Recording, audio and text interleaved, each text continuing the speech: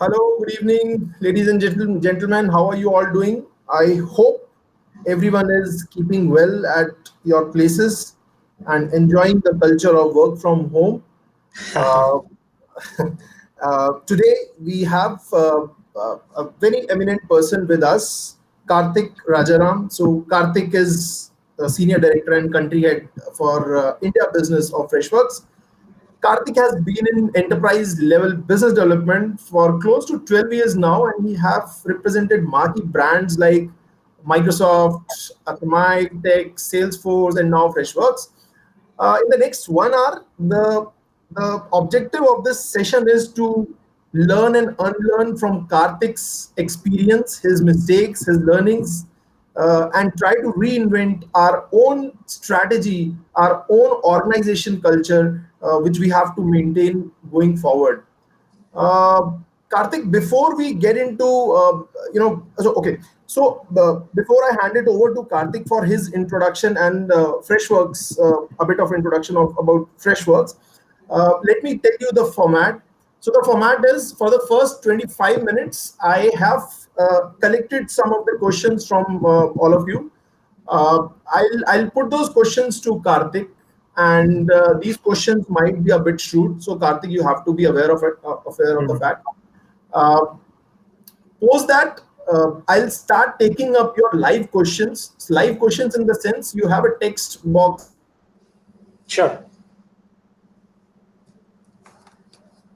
text bar in your question, Sure. and I'll pick the relevant ones, and we'll let Karthik answer that. Karthik, so over to you. In next 5 minutes, we would love to hear who Karthik as an individual is and your role with Freshworks. Over to you. Thank you, Sunil. Hi, folks. Good evening. I hope you're all staying safe. And like Sunil said, getting used to the new normal.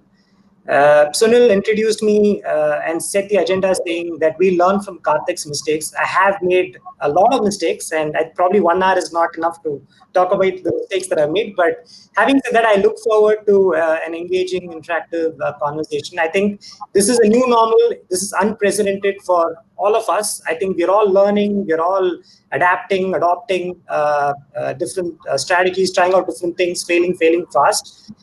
So I think I look forward to this discussion and learning a lot from Sunil and the attendees on this webinar, right? So just to quickly introduce myself, my name is, as Sunil said, Karthik. I've been with Freshworks for about 2.5 years now. I head the India business for Freshworks. I recently transitioned to this role, been in this role for about 2 months now.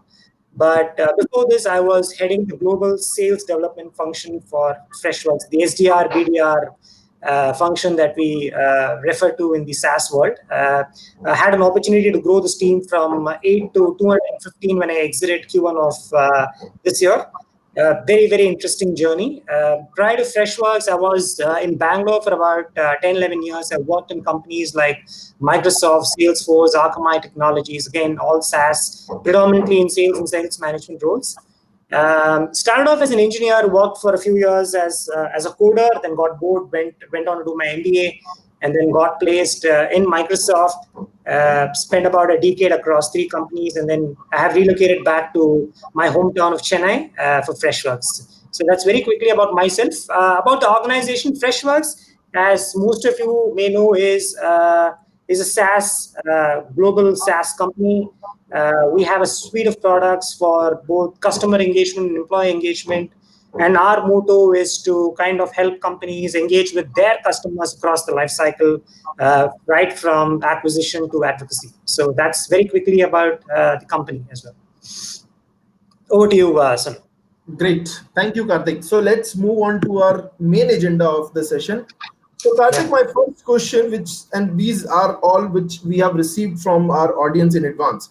So, the Yeah. world is extremely fast these days, and how is Freshwork starting this journey of adaptation? I'm Yeah. sure the go-to market and all the business development exercises and all those strategies are no more going to be the same Yeah. the Yeah. way it used to be in past, maybe 3 months back. So Yeah. how's the pivot in the sales strategy happening, and What are your timelines for your team now? Absolutely. No, I think Sunil. I think none of us, uh, when we embarked on our annual operating planning exercise, maybe Q4 of last year or starting of this year, would have anticipated a pandemic in the equation, right? So I think it's taken us all by surprise. That is unprecedented, unexpected, and obviously it's had a massive impact on the way we look at strategy, we look at execution, a lot of these things. Right? I mean, it is like that for Freshworks as well. Freshworks is nothing new. We have been impacted. Uh, of course, when we talk about impact, right? I think, I've been speaking to my peers across various organizations, and every industry is impacted. Now, the degree of impact or the immediacy of impact is probably different for different verticals. Obviously, healthcare is something that we're looking at, travel, hospitality, leisure, airlines. Obviously, the impact has been immediate and severe, but I think the second order, third order effect is being felt and will be felt by various other industries as well, right? So when it hit us when we got a sense, a lot of our plans went for toss, right? For example, when we hired for India, when we hired the sales, pre-sales teams for India, we didn't hire them out of Chennai. We hired them in Mumbai, in Delhi, in Bangalore, because we wanted to stay closer to our customers. But now, obviously, that's kind of become irrelevant in some shape and form. Right? When we looked at our numbers, when we planned for our numbers, our forecast, it is very, very different from what it is today, right? So the first thing that Freshworks and all of us as leaders had to do within the organization was to accept what was happening and to ensure that there was we being mindful and being very cognizant of the impact of this pandemic. I mean, nobody knows the degree or the extent of impact. I mean, you just can't quantify it today, right? Even when we talk about forecasting, right? Obviously, forecasts are going to get recalibrated, but are we going to reduce forecasts by 20%, 30%, 40%? We don't know that yet. So Freshworks today is adopting a wait and watch approach to see how this pans out. Because interestingly, Freshworks sells across the spectrum. It sells to SMBs, it sells to enterprise organizations, right? We sell across the globe. We sell to North America, Europe, and different regions or geos have a different impact with respect to with COVID, right? So today, have we recalibrated our forecast to some extent? Yes, but have we changed it? Do we have a number that we want to gun for the year? We don't have that today, right? So obviously we've had to rethink and recalibrate our strategy across various functions, be it sales, pre-sales, customer success. We've had to repurpose headcount, which we'll probably talk about during the course of this discussion. But I think the world is no longer, there's been a massive change, and we are adapting, I would say, quite well to this new normal. Okay, thanks, Karthik. So, Karthik,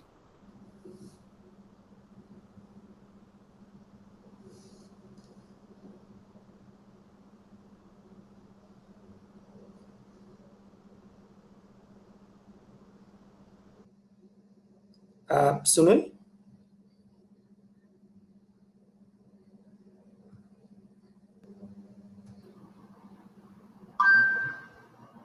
yeah, Karthik, can you hear me? Sunil, I can hear you. I don't know. One of us dropped off. I don't know who it is. Guys, extremely sorry for this because both Karthik and me are having bad network. We discussed it before we started the session, so you'll have to bear with us with, especially with this network.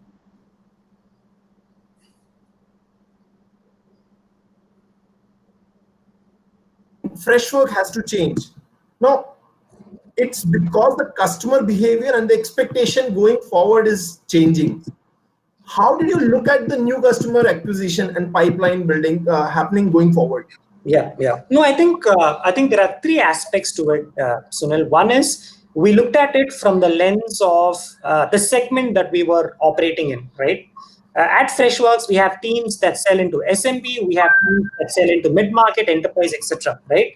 And the buying motions or the way the customer buys is very different in these different segments, right? So our selling philosophies are also quite different, right? Our SMB engine is predominantly inbound, right? While our mid-market and enterprise, we have a hybrid of inbound as well as an SDR team that is outbound in creating opportunities.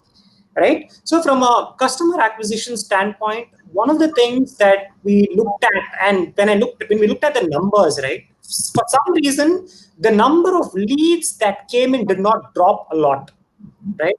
It was almost the same as pre-COVID, but obviously the pipeline progression or the deals progressing through the pipeline obviously slowed down to a large extent. And one of the things that when we did an analysis to look at the ARPA or the values at which these deals closed, obviously there was a drop in ARPA as well. From an SMB standpoint, mid-market and enterprise is very different. One of the things that we saw was that while pipeline addition, new deals coming into the pipeline was slowing down broadly because of the fact that when you're selling to an enterprise, there has to be consensus when they embark on a new initiative, right? So, okay, Sunil, is anyone of us dropping off? Yeah, no, I can hear you. I can hear you. You can hear me. Wonderful. Yeah. So I was talking about enterprise and mid-market, which is another segment that we sell to, where new deals getting in the pipeline slowed down. Obviously, because when an enterprise organization wants to embark on a new initiative, obviously there's a consensus across multiple teams that typically need to happen when they embark on a new initiative, right? So, but what we also saw was pipeline progression, deals that were already in the pipeline, already in evaluation, already doing a POC. Those things were progressing because probably budgets were allocated for those initiatives at the beginning of the year, right? So from a customer acquisition standpoint, one of the things that we wanted to do was we went back to the basics, right? Messaging was super critical. We wanted to ensure that we are being empathetic. We're not doing a hard sell on a call, or we're not blasting emails. We had to be extremely clear and empathetic in our messaging. We couldn't be tone deaf. And what we did, and what this also helped us do, was we were very focused. We went back to our ICPs, or the verticals that we wanted to focus on. So we narrowed it. We got very targeted. We worked very closely with marketing teams to build out playbooks for those specific verticals. So these were some things that got expedited because of this pandemic, right? And one very interesting thing that we also noticed was that verticals which were typically not our high propensity verticals became high propensity now. Uh, Healthcare, for example, right? We are starting to see a lot of public sector and government, state governments reaching out to us, seeking our support on building out a COVID self-screening bot or things like that. So we work with a lot of state governments today, which were never a part of our plan beginning of the year. We said, okay, public sector is something that we didn't want to look at the moment, but we're seeing a lot of interest and traction in that segment. So we had to kind of recalibrate a lot of things in terms of what our ICPs are, what our messaging is going to be, and even in terms of the metrics that we looked at to see if we were adding enough deals to the pipeline, if we were progressing enough deals on the pipeline, we had to recalibrate some of those things in a big way. Great. So, Karthik, now you said there are certain verticals which have started emerging rapidly during this COVID times. Yes. Now, tell us something about the retention now. Tell us your expectations and learnings on the customer retention. How is this going to be in near future as per your understanding? Yeah. No, I think customer retention is going to play an extremely critical part, both in terms of any organization looking to get anywhere close to their numbers, right? Because obviously, new deals getting into the pipeline is going to slow down, right? People are going to be extremely careful while they are going to give you a lot of time in terms of, now is also the time to educate them, to have good conversations with them, to kind of do a lot of things. But going back to your existing customers, segmenting your existing customers, analyzing your existing customers, and saying, hey, okay, I have verticals, I have customers in these 7 verticals, right? These 2 verticals are severely impacted. For example, travel, leisure, hospitality, right?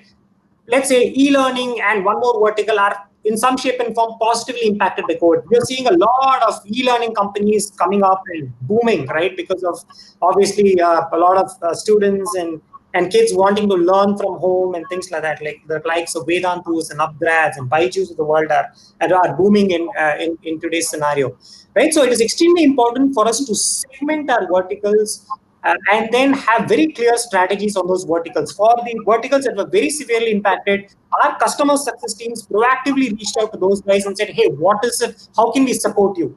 What is it that you need?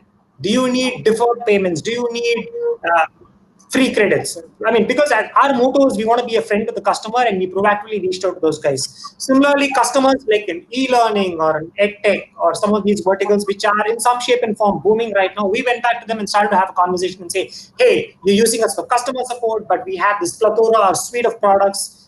We have a CRM, so can you evaluate that? So I think it's very important for us to look at customers very deeply, segment them, and have very clear strategies. One of the things that we have mandated our account managers and CSMs to do is to build out account plans.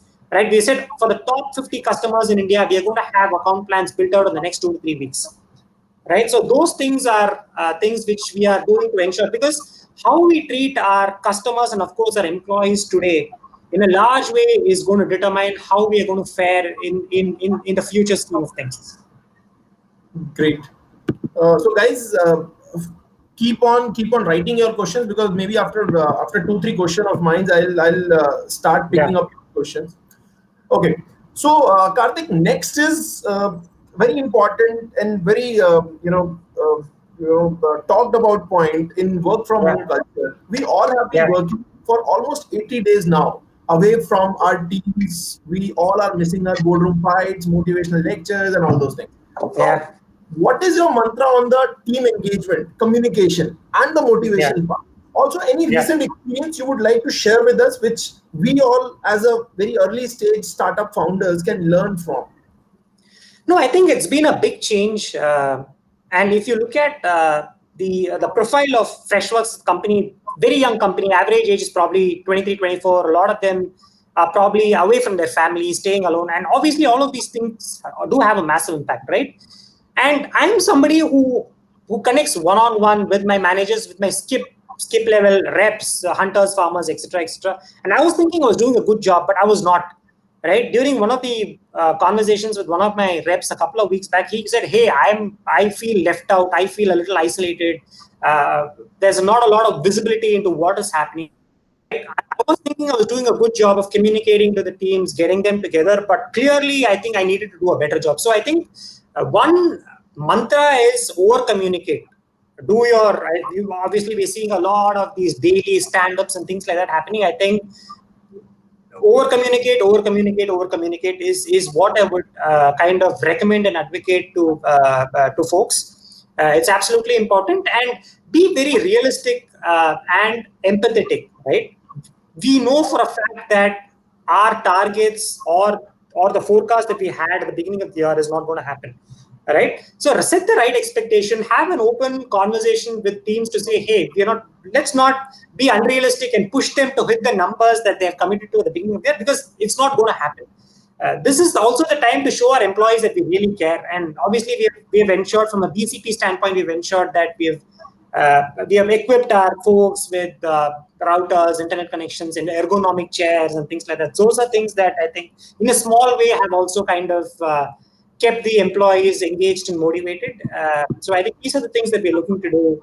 And obviously we're going to touch upon compensation, right? So sales guys, they have a variable pay, and a large percentage of their C2C is the variable pay, which is attached to the revenue attainment, right? So it's also time for us to get creative and say, hey, it should not be purely linked to your revenue attainment. Are there other things like MBOs, certifications that you bring in, number of case studies that you get from customers? So Freshworks has been very creative. Starting of Q2 itself, we kind of changed or restructured the incentive plan for our account executives, pre-sales, CSMs to say, oh, okay, there is a 20% MBO component, and that is going to help you drive special initiatives, special projects, building out case studies, getting advocacy done, and things like that. So I think we've also done a little bit of experimentation on changing the comp plans for sales guys to keep them motivated. Okay. So, Karthik, you brought up the point of compensation. Now, let me put a question forward to you, which is very much relevant to, I'm sure many of the founders will be able to relate it to themselves.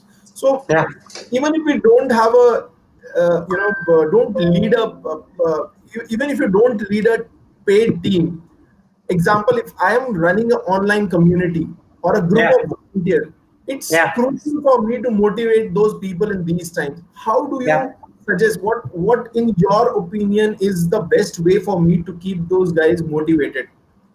Okay, I'm going to give my 2 cents on it, but I Yeah, would also want to hear from you, Sunil, because I think we should be all be learning from you when you're yeah, running a yeah, community like this. How do you get folks engaged, motivated? yeah, I would yeah, like to hear your take, but one of the things that we are starting to do is we're doing a lot of stand-ups with the teams. We are celebrating wins, right? Wins are not as easy to come by today. Even a small win, we post it on our Facebook workplace. We celebrate it. We talk about it.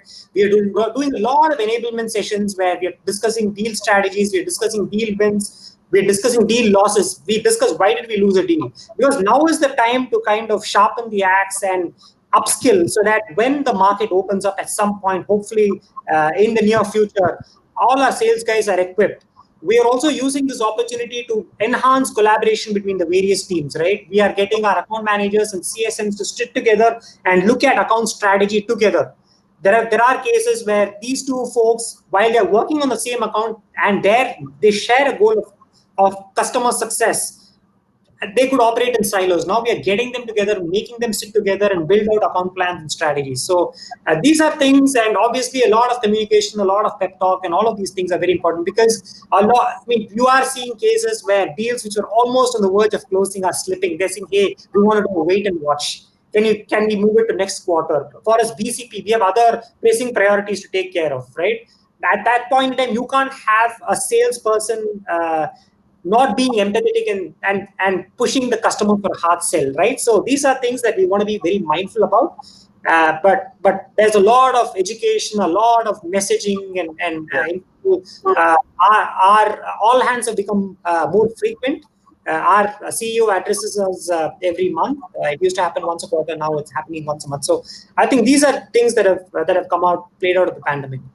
Yeah, so that's what we all, because we also manage a community of people who are working on a volunteer basis. I think the key to this is the over messaging.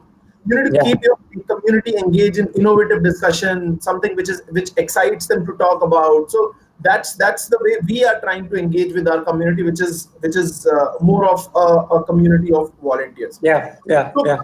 now I have a bigger elephant in the room.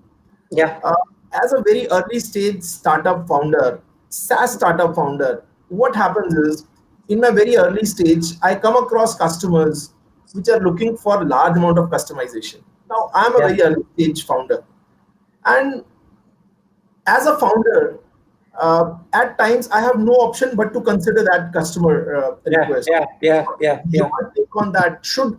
What should be we as a founder of early stage SaaS founder, do about these kind of situations? Yeah, no, I think it's a very interesting question. I think there is no right or wrong answer to it, right? Because and when you're starting out, you want to acquire those customers, you want to get the momentum going, right? And when there is a good logo that you want to acquire, and there is a lot of customization that they ask, obviously there is a temptation as a salesperson also to just say, "Hey, can we get this going?" Right? I'm sure Freshworks has been through this today. We have 150,000 customers, and when we started off, I'm sure a lot of folks came to us and said, "Hey, can you customize this? Can you integrate this? Can you build out this component, this module, etc., etc." Right? I think it fundamentally boils down to a couple of things, in my opinion, Sunil. One is the fact that, okay, what segment are you selling to? Right? Are you selling to SMB? Are you selling to mid market? Are you selling to enterprise? Right? If you're selling to enterprise, obviously enterprise organizations will require a lot of customizations, integrations, API calls, etc., etc. Right? So there, I think you have to look at customization very differently. You might have to make those customizations to acquire those logos, because they're also going to be larger customers. The RPAs are going to be larger, and getting a marquee win in a specific vertical is probably the use case that you're going to replicate across different uh, organizations in the same vertical, right? So let's say you have to build out an integration with the dealer management system, right? That is, if you go to every auto company, it is a use case, and you might have to build it out, and it makes sense to build out that customization and build it into the product. If you're selling to SMB, then you'll have to be a lot more careful, right? Because one is, you'll have to understand the market need, right? Is this requirement very specific to this customer or a couple of customers, or is this going to benefit a larger customer base or a larger prospect base? Right? That is one question that we need to ask ourselves. And also we need to look at the opportunity cost, right? I think even at Freshworks, we have made this I wouldn't say mistake, but we have gone down the path of trying to customize for to win a larger deal. But in the process, obviously, bandwidth is finite. Engineering bandwidth is finite.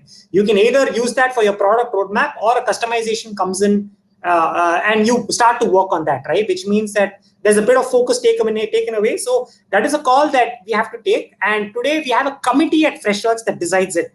An enthusiastic sales guy comes and says, "Hey, have a say $1 million opportunity, but this is the customization required." There is a specific committee with product heads and sales leaders that sits down and decide whether that request needs to be taken up or not. So there is no right or wrong answer to it. It's very situational.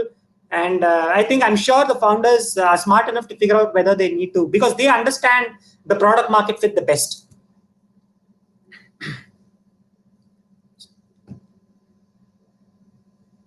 Hey, Sunil, I'm losing you. I'm not able to hear you. Sorry. Yeah. So sorry, I was muted. So I have come across this situation many a times in my career where investors are always keen to understand whether the SaaS founder is moving towards a service business or a product business. Yes. No, absolutely. I think that's a dilemma that every founder faces, not just in the initial days. I think as you scale, as Freshworks move from SMB to mid-market, right now it's very interesting for Freshworks. Freshworks in a very interesting inflection point. We are selling to SMB. We are also selling to mid-market. We are also selling to enterprise. Right? Enterprise obviously requires a lot of customization. SMB probably not that much. So how do you ensure that you balance that across the three different segments? And how do you make that decision is something that Freshworks, I'm sure, is grappling. Our product leads and product heads at Freshworks are grappling on a daily basis. So, Karthik, I have frequently heard from the SaaS founders that SaaS in India is not a sustainable business till the time you don't have presence in US and Europe. Firstly, how true is this? Okay, Freshworks, when you look at the Freshworks journey, while we are a company out of India, right, out of Chennai, out of India, all our engineering muscle, product, management, everything is out of India. We started to focus on the US market. We started with the North America market. And even today, North America is our largest revenue contributor, followed by Europe, followed by APAC, right? So I think most SaaS companies take that path of establishing a base or a footprint in North America, and then they move to Europe and then come to APAC. So I think North America is a super important market, just surely because of the number of organizations there. The addressable market of North America is massive, right? So it probably has about when you look at companies with greater than 250 employees in North America, we have about 1.1 lakh companies. Right, so the addressable market is huge. It's huge, and even in terms of the maturity curve, in terms of their adoption to technology and things like that, they are slightly ahead than the other geos. So I think that's a good model, right? I mean, North America is something that you can start off with. But what we're also seeing is that that's an interesting thing that I think a lot of founders grapple with, right? Do we go to a market where there's a lot of competition, where there are a lot of players, which is North America, or do you go to a region like, let's say, Middle East and Africa, which is not very heavily penetrated, right? So Freshworks has had immense success going to Middle East and Africa, right? Some of the largest deals comes from Kenya's and Nigeria's of the world today, honestly. And we've had success selling to Philippines, to Vietnam. And so I think it stems from a deep understanding of the market, what works. Obviously, a lot of organizations are their journey to the cloud is at different stages, right? North America, you don't have to talk about SaaS, you don't have to talk about cloud. Today in India, when you probably talk to a manufacturing company, you still need to talk about on-prem versus cloud versus data security, data sovereignty, and a lot of these things. So I think it is what a product you're selling, what is the product market fit, what is the addressable market of that region, and where do you think you can be successful, right? I have seen companies that experiment with both. They do A/B testing. They go to North America, but they also have a team focusing on Middle East and Africa. And then depending on success, they scale. So I've seen different things play out. But traditionally, SaaS companies mostly start, especially software product companies, start with North America because that's the established market, and then move to other regions. So, what about the companies which are targeting, which so in early stage, which are trying to target the Indian market? First, there is a definitely there is a SaaS market which is difficult to crack in India. The Yeah. second thing, my subsequent question to this is, where do you where do you see this market moving after this post-COVID? Do you think this is going to help the SaaS industry? Uh, Interesting question. No, I think so. I was reading somewhere where Jason Lincoln said Saster. He said he kind of did an analysis between the previous recession, which is 2008 2009, and he said SaaS companies, public SaaS companies, grew 12% in that most hit damaged quarter. Right. So 12% year on year growth in a recessionary period sounds very, very good. But having said that, I think my sense is obviously I'm hoping I'm an eternal optimist. I'm hoping that we're all going to come out of it soon. And definitely SaaS is here to stay. Obviously, the fundamentals of why a company needs to go to the cloud, why a software as a service is a good model is always there. It's very strong. So my sense is, and India, you are seeing a lot of companies that are making this transition. When I started, I used to work with SFDC briefly about 8-9 years back. At that point in time, I had to go talk to them about cloud versus on-prem, and I had to talk to them about data security, data sovereignty, etc., etc. Where do you store the data? Where does it come out of, etc. But now its conversation is a lot easier. You don't have, a lot of times you don't have to, at least for most verticals, you don't have to go and talk to them about why cloud or why SaaS, right? But also in India, we are seeing a lot of players come in. A lot of obviously the usual suspects, the top guys are heavily entrenched. So the market is getting crowded. We are seeing a lot of SaaS companies in Bangalore and Chennai and things like that. So it is also becoming a crowded market in that sense. Okay. So, Karthik, I have a good chunk of questions with me, but I don't want to be biased because just because I have the rights to question you, and people in the audience don't have that luxury. So, I'll start taking up questions from the audience now. So, Sure. the first question I'm seeing is, so we are setting up a hybrid model of inside sales and SDR. What should be the Yeah. right KPI to measure the success of inside sales and SDR? Yeah. See, I think we should always go back to the basics, right?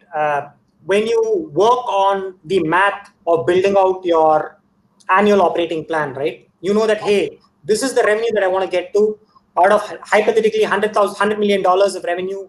40% needs to come from customer expansion, 60% needs to come from new customer acquisition. In new customer acquisition, you have 3 4 channels, right? One is the digital marketing channel, one is the content syndication, content SEO, etc. One is obviously the SDR BDR engine that you set up to go outbound, right? So and then you have a split between the two, and then within SDR BDR you come back to say, hey, if I need to do, let's say, $20 million out of the SDR function, I need to have, let's say, a 4x pipe, which is $80 million. If I have to have $80 million and the ARPU is this much and the deal cycle is this much, then you do that, the usual math that you do when you build out the annual operating plan. So I think I would always go back to controllable and uncontrollable aspects of any role, right? What is in an SDR's control is the number of activities he or she does on a daily basis, right? How many accounts is that person reaching out to? How many phone calls is that person making? How many emails is he sending? How much social prospecting is he doing, right? If you get that right, automatically it translates to objectives and results, right? Results is not something that's necessarily, obviously you need to track whether the activities that you do is kind of having an impact or moving the needle positively on the outcomes and the results. But I would always go back to the basics and say, hey, I would always look at my when I used to lead the SDR function. One of the metrics that I tracked a lot was the number of conversations in a week an SDR was having, because you knew that if an SDR had 7 8 good conversations, at least 3 of them got into the pipeline. So that is a leading indicator of the pipeline or the revenue that comes into play, right? So I would always go back to the basics and track how many activities is the SDR doing, how are they managing their time, how many conversations are they having, and just have a projection to say, okay, does it kind of play out that way? In terms of the sales KPIs, I would look at pipeline addition. How much pipeline is an account executive adding on a weekly basis or a fortnightly basis? How much of the pipeline is progressing? Let's say you have 3 deals get into, let's say, the qualify stage today. 3 weeks hence, how much of it has moved to, let's say, a demo stage or a verbal commit stage, right? So I look at pipeline integrity, pipeline progression, pipeline addition. So these are broadly the, like any sales leader, these are the fundamentals that I typically look at to know whether we are progressing in the right direction. Now, tracking some of these things will also give us an indicator. For example, let's say deals move quickly until demo, but from demo to, let's say, the next stage of a proposal, there's a lag, right? It can happen due to a variety of factors. That's where you get in and analyze what is it. Is it because our demos are not customized and contextual? Is it because our pre-sales teams need more training on how to give more contextual customized demos? So that's where the analysis starts and you glean action. So the reason why you track these metrics is you have to get something actionable out of it. It is not metrics for metrics sake, right? Every metric that you track has to be measured so that you are able to make meaningful assessment of what is happening and then take corrective action if that's required. So these are broadly the things that I look at. Okay. So Karthik, all the companies have revised their sales targets, annual sales targets. Yes, yes, yes, yes. So where is Freshwork in that particular front in terms of percentage? Yeah, good question, right? So, are we going to hit our number that we planned at the beginning of the year? Absolutely not. But have we revised the forecast for the year? The answer is no, because we still don't know how it is going to play out, right? We might have a monthly or a quarterly or a Q2 projection, but how are we going to exit 2020? That number, we are adopting a wait and watch approach because we still don't know. The answer is different regions are responding differently to COVID. We sell into different segments. So I think we are adopting a wait and watch approach to look at the 2020 number. But are we going to hit the number that we had in mind beginning of the year? Answer is sadly no. Okay. So when you're considering a partnership with another person or a business, what are the factors that drives Freshworks? What are the deal breakers for you? So I think fundamentally, when we look at like how we look at an ideal customer profile, we also look at an ideal partner profile, right? And there are various kinds of partnerships that we get into. We have SIs that we partner with, we have ISVs that we partner with, we have reselling partners that we obviously go to market with, right? So it's a function of obviously what is it that we want to accomplish out of it, right? Is it because we want to? It's a lot of times it's a build versus integrate decision, right? Freshworks will probably want to integrate with a lot of telephony providers like an Horizontal or a Nularity, right? So it is a function of seeing if that partner is going to help us with completeness of our product vision, right? From a product standpoint, right? Secondly, it is also a function of are we able to have a more robust go-to market? Are we able to get across to white spaces more? Because see, any SaaS company needs to have a vibrant channel ecosystem. You look at a Microsoft or a Salesforce; they've been super successful. They've grown extremely fast because they have always ensured that they worked very closely and obviously onboarded a solid partner ecosystem, right? So that's something that Freshworks is also doing. We work with, I think, close to 400 partners today across resellers, across SIs, across ISVs, etc., etc. Right? So it is what is it that we want to accomplish? What is it that the partner wants to accomplish? Is there a synergy? Is what we look at when we Okay. talk to partners. So, Karthik, there are so many SaaS players out there in the market. What Yeah. did Freshwork do to be Freshwork today? Yeah. So I think one of the things that Girish did very smartly was the fact that I think he created products for segments where the addressable market is massive. Right. For example, customer support. Every organization needs customer support. Right. IT help desk or ITSM. Every organization needs an IT help desk, CRM, right? So one of the things that he's done very smartly is to venture and build products for markets of a segments where the addressable market is huge. So even if there are enough players, there are a lot of other players and competitors, there is a place for ourselves, right? That is one. Second thing is, which I've observed about this organization is being very, very honest about where we are and where we want to get to, right?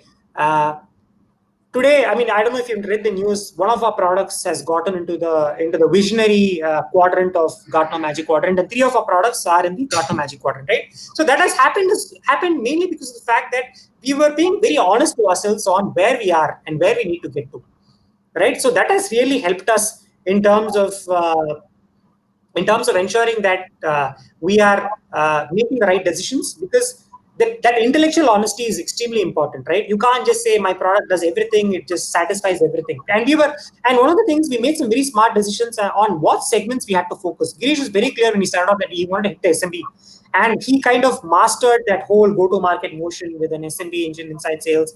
It runs like a rhythm for us now. And then obviously, as we progressed, as our platforms and our products scale, we got into mid-market and enterprise, right? So a very clear understanding of where we are, of our product market fit, where we'll be successful, where the propensity to be successful is higher. I think these were smart decisions that I think the company made during this journey, which has probably gotten us to where we are today. So Of course, we have a long, but yeah. So when are we going to see the IPO of Freshworks then? It's a good question. I don't know. You should answer. Okay. Okay. So a good partnership can lead to great gains on both the sides, but a Yeah. poor one can definitely eat up huge amount of time, energy, and money. What would you Yeah. like to comment on this, and what's your individual learnings around it in past? No, I think one of the things is the fact that a partner who might have worked really well for another player or competitor may not necessarily work very well for you, right? And just because you partner with a large organization doesn't necessarily guarantee success, right? Because a large organization could have their own agendas, they might have their own strategies, their own priorities for the year. So just because you partner with a large SI, right, you might strike that partnership, but what comes out of it is something that needs to be seen, right? And signing partnerships just for partnership's sake does not help. Just to say, hey, I have signed up 400 partners this year, but one needs to look at how many of them are operational, how many of them are active, how many of them have built out partner sales plans with them, how often are you doing their business reviews with those guys, what progress are you making, is there gives and gets from both sides, is there an investment and an effort from both sides, are things that we have to track, right? Even in our partnership program, we have obviously have a silver, platinum, gold, etc., like most partner programs, and we do a periodic assessment. And there are partners that move up, and there are partners that move down, and there are partners that get weeded out as well, right? So it is important to understand, build out that ideal partner profile, right? There has to be a lot of, the first question the partner is going to ask you is, what is in it for me, right? You need to have a very strong, compelling reason or answer to that question, right? And once they see that there is benefit in this partnership, obviously then you don't have to kind of force them to work with you, they'll automatically work and partner with you. So Karthik, And you very said, clear, yeah, I'm please, sorry, please. one last point is very clear rules of engagement. One of the things that I see is your GTM strategy has to be very transparent to the partner, and vice versa, right? And because a lot of times what happens is there could be partner conflicts because there are two partners who brought in a lead. A lot of times there's a lot of erosion of trust that happens when typically a lead that a partner brings in gets closed by some other partner. The OEM might have nothing to do with it. It's just that the customer might have reached out to two different partners. So very clear rules of engagement on deal registration and things like that is something that are hygiene for a successful partnership, because trust, once it gets eroded, is very hard to build back on both sides. Great. So, Karthik, you said Girish picked up the right business markets. Now, Yeah. tell us, what is the secret sauce of sales team of Freshworks?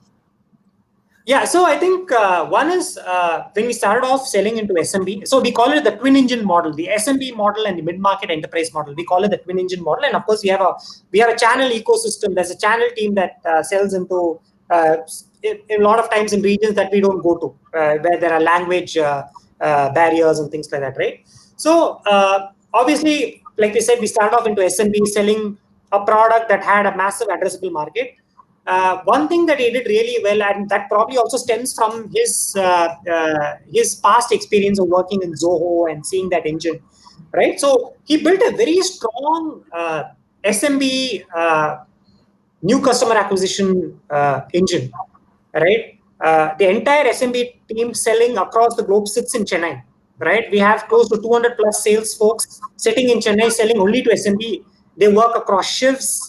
They sell into North America, Europe, ASEAN, India, MENA, Australia, you name it, we have it, right? So it again, it's nothing happens overnight, right? You kind of refine or iterate a process, or your sales process or your sales methodology gets iterated over a period of time. I'm sure we made lots of mistakes. There have been lots of learnings, but this is a journey of 10 years, right? So we have matured a lot in those 10 years. And obviously, we have also worked on building out a channel ecosystem, uh, uh, regions or countries where we don't go direct. We have a channel partner that sells into, for example, the Philippines or Vietnam or some of these LATAM is a very partner market for us. Middle East and Africa, certain parts of Middle East and Africa, we work very closely with value-added resellers, distributors, etc., to kind of go to market in those regions. Great, wonderful. So, Karthik, discounting is now has become an intrinsic part of the business development exercise. Yeah, yeah, yeah, There is some bit of discount which is included everywhere now. What I see, yeah, yeah, especially in the enterprise products. yeah. Now, how is that seen in Freshwork business, and how does it work, especially when the scale of the company is very high?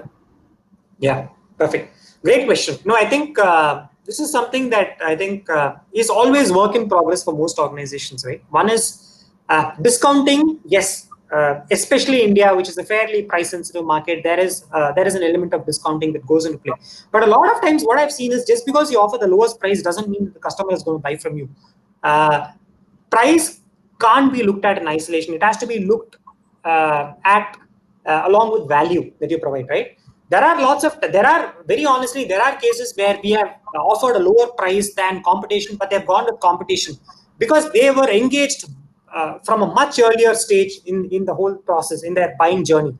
Similarly, there are organizations that have come in and offered one fourth or one fifth of what we offer, but customers still go with us, or prospects still go with us because it's a lot to do with the value that you provide, the way you engage with them, right? And what is it that you're bringing to the table, right? So discounting it is inevitable, right? In any organization, there is an element of discounting. But what we are also very careful about, given that we have so many customers, we have a team, what is called the deals test team, that looks at discounting, right? Obviously, you can't discount to such an extent that it creates parity issues with other customers of ours, right? Because people talk to people and all of that, and we want to be fair, right? And we also know what the value of our product is and what our product can do for the customer, right? So there is a committee or a deals test team that looks at some of these exceptional cases where there is a need to discount a lot more. It goes through a lot of due diligence before those discounts are given. But a lot of times I've seen that we never lose a deal just because of price. While we say that in India it's a very price sensitive market and things like that, in my experience, I've seen there when you have delivered value, right, or when the customer is convinced that you will be able to deliver on your promise, they are willing to pay that extra to go with you, just to see that you take it to the logical end. Okay. So, Karthik, my next question is largely focused on your personal experience. Now, as Yeah. a business leader, I'll give you 30 seconds to think about it. Uh, as a business leader, what is the biggest mistake you have made in your professional career? As a business leader, what is the biggest mistake that I've made in my professional career? No, I think I could have. I sometimes I feel I could have taken more risks. If you look at my journey, it's been with Microsoft, Salesforce, Akamai, of course, Freshworks now. But I wish sometimes I feel I could have probably taken more risks. I could have probably joined a startup much earlier in my journey, right? So I think that's one thing that I sometimes think about. Hey, probably I should have. What if I joined Freshworks 7 years back? It would have been wonderful to have been a part of this journey from a much earlier time, right? But yeah, it is what it is. I mean, in retrospect, in hindsight, I think we can say a lot of things. The other thing is also the fact that I think I have had opportunities to go out of the country to head sales teams. That is something that I kind of never considered. I've always wanted to be in India, but sometimes I feel, hey, I could have done that 2 year stint somewhere else. Broadly, I think these are two things that I sometimes think about. Okay, okay, great. So, Karthik, another experience of mine, I'll share with you. So, I work very closely with the Japanese community. I'm driving a couple of initiatives of NASCOM where the Indian startups are raising capital from the Japan-based VCs. Yeah. There is a huge space for the Indian RPA industry there. Mm-hmm. Robotic process automation. Process automation. Yeah, yeah. So there is a huge space for that, but language is a huge barrier. Yeah. Now, you have a huge market which is completely untapped. What is your take on that? From a startups or forget about startup, from a Freshworks perspective, is that a lucrative deal for you? Would you like to invest in those kind of opportunities? Interestingly, we are already exploring partnerships in Japan. To your point, I think we are. I think I think a couple of months or a few months back, we signed up a partnership with one large distributor or reseller. So I think it is all about Japan is a massive market. You look at any SaaS company, be it a Salesforce.com or an App, Japan is a huge market, right? But also there are various complexities in that market. So one needs to have a very clear understanding of the regional nuance, right? Ensure that your product caters to that market and then go into that market. I think it's very important to do complete due diligence and analysis and check all the boxes before we get into a market like Japan. But having said that, if you build the product and if you build the GTM for Japan, obviously it's a massive, very lucrative market. Absolutely, But yes. but it's a huge investment considering from a It is a huge investment. Yes, exactly. From a startup standpoint, again, right, everything is finite. Be it bandwidth, be it efforts, be it marketing dollars, everything is finite. So it's the founder that takes the call on where he or she needs to invest their efforts and money. Okay. So, Karthik, probably last or second last question. How has been your journey to get where you are today? And what are you really into outside of work, apart from what you do at Freshwork or your past experiences? What is Karthik as an individual? All right. So I'll answer the first part of the question. My journey, like I said, I started off as a coder, and then went to do my MBA. I didn't know whether I was going to get into sales or finance or investment banking. I didn't know that, but I got placed in it. Again, interestingly, that was 2009. That was the recessionary year again. I got placed in Microsoft in campus, and then got into channel sales, and then got into direct sales, and then I've obviously worked through various organizations and have become a sales leader. So it's been a very interesting journey. I think it gives me. I think sales is very quantifiable, right? Success and failure is very quantifiable in sales, right? So that is something I know exactly what I need to get to, right? So that gives me a lot of clarity on my strategy, my thought process, my outlook, and things like that, right? So outside of work, I like spending time with family. I don't socialize a lot. I'm not that party guy. I don't drink, so one of those sales guys who's not. So I think I think I do a little bit of yoga to kind of try and keep my health and fitness on. But I think at Freshers, it's been a phenomenal 2.5 years, right? I've worked with obviously larger organizations in the past, but just to see this journey in these 2.5 years, it's been phenomenal. And to be a part of this journey, I think just an opportunity to set up a 250 member team, and the mistakes that I made and the learnings that have happened out of those mistakes, I think it's just been a wonderful ride. Okay. So, Karthik, last question, which is a little away from the SaaS business that we talked about. What's your view on the hyperlocal market? Uh,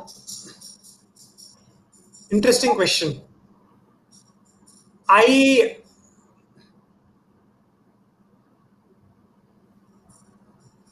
Let me think through this a little bit, but I'm happy to hear your thoughts, Sunil, because I'm not an expert on this particular segment, but I'm keen to hear your thoughts, and I can just add mine.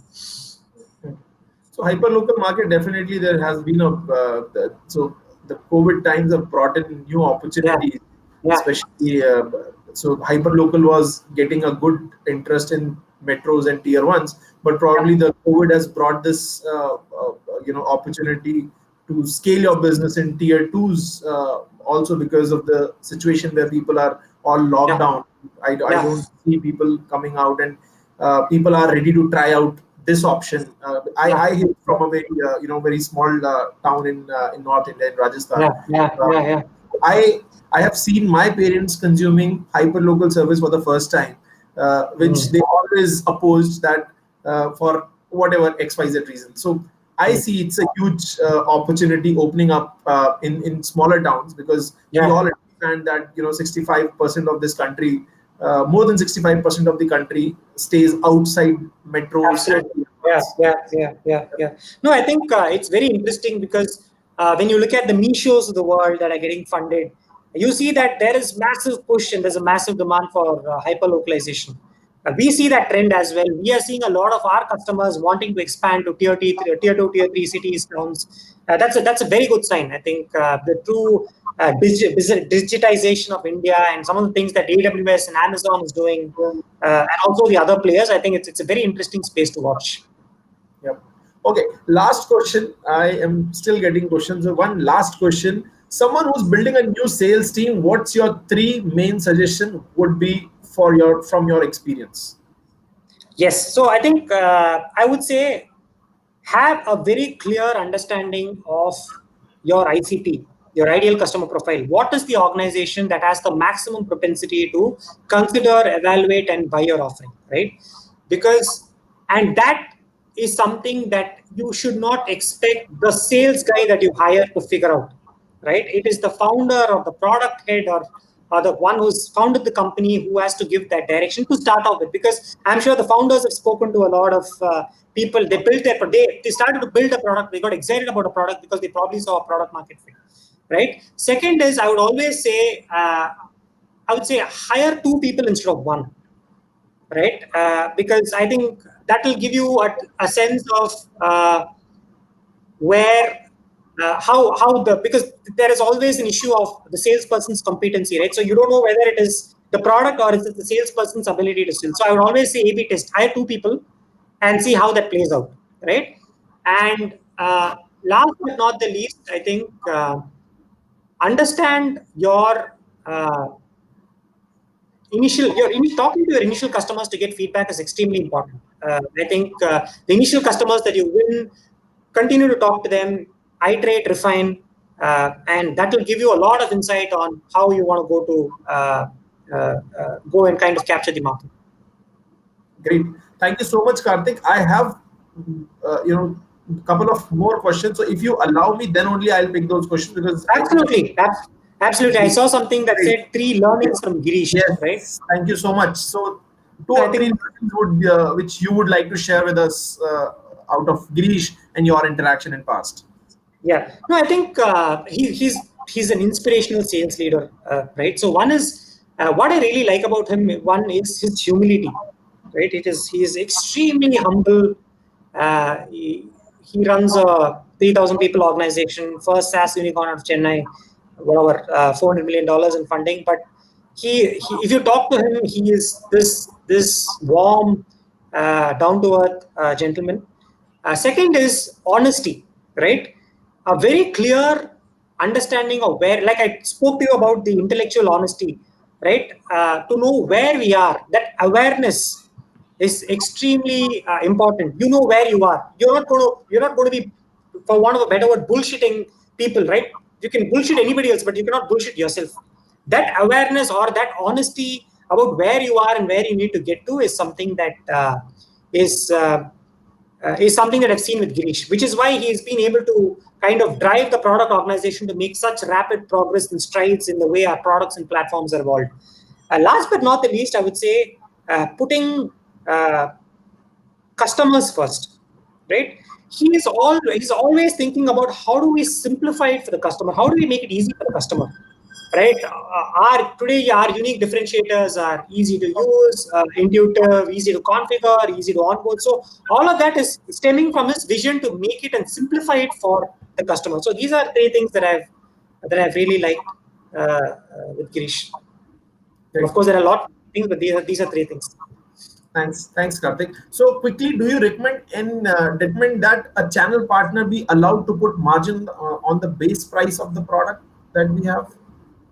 So I think in a SaaS world, a lot of times pricing is very transparent, right? The list price is listed on the website of the company, right? So obviously, if there's a partner specific price and things like that, obviously you have to make profit. There is a margin element that comes into it, but it can't be more than the list price. What is listed in the in the website, right? So yeah, I think there are different approaches. There are different models, pricing models, on how a partner should price.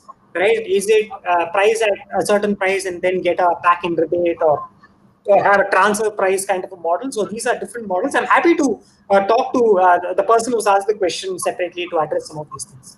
Okay, he's a good friend. The founder is a good friend. He's incubated by us and stays in Noida. I'll definitely get the. Please do. I'm happy to talk to Great, him. thank Yeah. you so much. So last question, which I can see. Oh my God, I'm still getting questions. How do you get your first customer? How do you make them trust you? It's a very common problem for all of us, especially in the enterprise sales space. Girish talks about this a lot, right? So he says, okay, when he launched the product, his first six customers were from six different continents. And these were not people that he knew, right? Ex-bosses or friends and family. So that gave him a lot of confidence. He often recounts that story, right? So I think getting your first customer is an interesting question. I have never had to. I was never in a position in my 12 years where I've had to go and get the first customer of the company, right? So I've never been in the position. So I can probably give you a very theoretical answer, but I think the founders know how to get that done. I think I mean, if there is a product market fit, if the pricing is right, right, and if the founder, if the vision and the drive of the founder gets through, I'm sure there are a lot of people who are willing to kind of place that bet on being the first customer for a company. Yeah. And what I have seen, in the enterprise sales market, your first initial two, three customers are mostly through the references. So, Yeah, yeah, so that reference phase is actually the trust which gets you that customer, I think. And yeah. Initially, yeah, yeah. And post your two, three customers, I think it's the product that speaks about your product, yeah, about yeah, the yeah, business. yeah, absolutely. No, it's all word of mouth. I think once you deliver a great experience, because Yeah, today we live in a very connected world, right? You deliver a great experience, customer is going to talk about you. He's going to yes, give you positive references. indeed. So, Yeah, and obviously, there's also a flip side to it. You do a bad job, that word spreads in the market as well. yeah, So today I constantly keep telling my sales team, when we win a lot from competition, right? I tell them that while you should be happy that you're displacing competition now, 1 year down the line, you could be losing people to, you losing your customers to other players if you're not taking care of them well, right? So what is happening to them today could happen to you 1 year down the line. That's the yeah, beauty of SaaS, right? The yeah, entry and exit barriers are not a lot. yeah, yeah, yeah, yeah. Great. So I can see the last question. It's up to you. Would you like to answer that? Your Sure. suggestion for MBA students specializing in marketing for 2020 2022. Yeah, I mean, see, I think anything that you specialize in, I think go deep, right?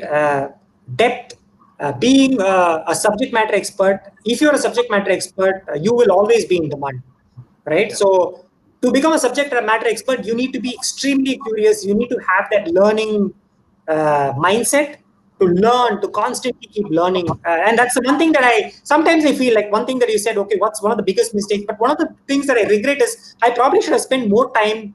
Sometimes I feel I was just running around being the sales guy trying to close deals. But sometimes I feel, hey, I should have taken a step back and invested a lot in learning different things, right? But I mean, better late than never. But I think constantly being curious, constantly being learning is something that's important. Great. Thank you so much, Karthik, for giving us not just 1 hour, but you have exceeded the time. You have spared your additional 5 minutes My, for us. my pleasure. My We, pleasure. I personally really enjoyed this conversation. I hope the audience also enjoyed the conversation. We had a good chunk of questions, so which shows the kind of excitement the audience had. Thank you so much, to the audience also. You've always been a very patientful people. I'm doing this webinar for after a long time. I used to do every week when this lockdown had started, but this is happening after almost 45 days. So keep safe, keep not just you, but keep your family also safe. Karthik, any last, uh, you know, you know, any last comment you would like to throw to Sure. the So I think I these just are, want to these thank. are yeah. I want to thank you, Sunil, for organizing and kind of moderating this engaging session. Really appreciate it. And I also want to thank all the founders. I wish you all success. I want to see a lot of you be the next Girishas of the world.